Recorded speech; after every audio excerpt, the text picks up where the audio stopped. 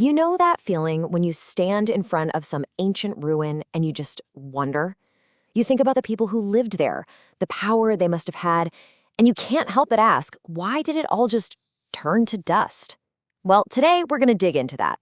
We're uncovering the incredible lessons hidden right there in the ruins of fallen civilizations. All right, let's get into it. So what do they whisper to us? I mean, are they just a bunch of silent stones, a cool photo op? Or are they actually trying to tell us something? The source material we're looking at today says, oh yeah, they're speaking volumes. And what they have to say is, believe it or not, super relevant to our own lives, right here, right now. Okay, so for most of us, travel means vacation, right? Kicking back, relaxing, or maybe it's for work. But there are traditions that see travel as something way, way deeper. It's a deliberate search for insight. The Quran, for instance, actually calls on people to take a very specific kind of journey, a journey for wisdom. And this is the central concept right here, Sir fil Ard. It's not just a nice idea, it's a direct instruction. Travel through the land and see what happened to the people who came before you. It's basically saying, don't just be a tourist, be an investigator. Look for the clues, look for the patterns in why great nations rise and why they fall. So you can really break down purposeful travel into 3 categories. You've got your journeys for business, for trade. That's as old as time. Then you have travel for politics and diplomacy. Also, nothing new there. But our source zeroes in on this third, really profound purpose, traveling for what's called ibra, the conscious act of looking for lessons and trying to gain real wisdom from the world around you. Now, to really wrap our heads around this, we're going to travel back in time to a single moment that just perfectly captures this idea. We're heading to the ruins of a place called Medan, which was once the capital of a seriously powerful empire. Okay, so picture the scene.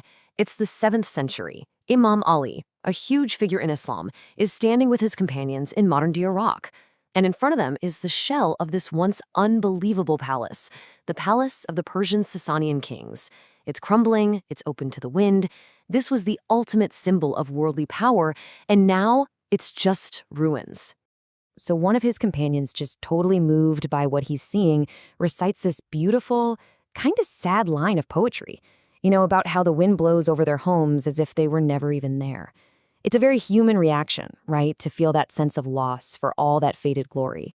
But then, this is the turning point. Imam Ali gently stops him. He's not putting down the poetry. What he's doing is he's shifting the entire focus. He's saying, look, let's not just get sentimental here. Let's make this a moment of real learning. Let's go to a higher source of wisdom. So Imam Ali starts reciting verses from the Quran. But here's the kicker. They're not about the Sasanians. They're about the pharaohs of ancient Egypt. He lists off everything they left behind, their amazing gardens, their springs, their fields, their fancy houses, and all the luxuries they loved so much. And by doing that, he's making this incredible point. The ruin in front of them isn't just one story. It's part of a universal, timeless pattern. And that right there, that brings us to the whole idea. This isn't just a story about one palace. It's about a fundamental law of history. The names change, the empires change, the players on the stage are different, but the rules of the game, they stay the same. I absolutely love this analogy from the source material. Think of history like a river.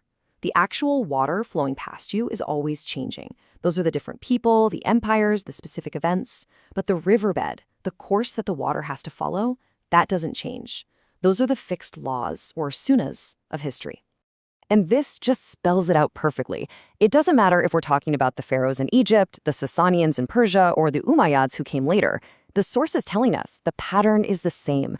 When arrogance and injustice take over, when you forget the higher principles, decline is gonna follow. The actors might be different, but the story often ends the same way. And what's really cool is that this way of teaching is a pattern in itself. This wasn't a one-off thing. The source points out that the Prophet Muhammad did the exact same thing.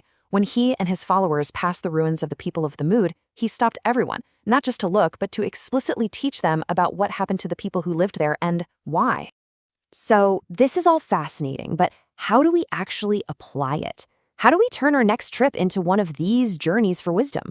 Well, the source material actually gives us some really practical advice on how to do just that. The source draws on the wisdom of the sage Luqman, and it suggests that our attitude is just as important as our itinerary. If you really want to be open to these lessons from history, you have to travel with the right kind of character. Talk with your travel buddies, be positive, share what you have, help people out, show respect. This isn't just about being a polite tourist. It's about creating the right vibe, both inside yourself and with your group, so that wisdom can actually sink in.